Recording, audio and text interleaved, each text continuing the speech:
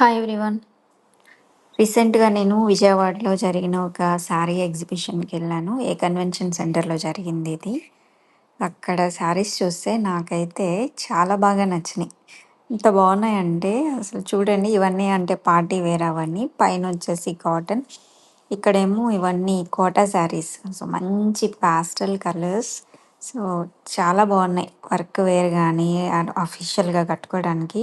Light weight. Quota saris అంటేనే light weight కదా! So, వాటి మీద చూడండి, అన్నీ పాస్టల్ కలర్స్ అయితే నాకు చాలా బాగా నచ్చినియి.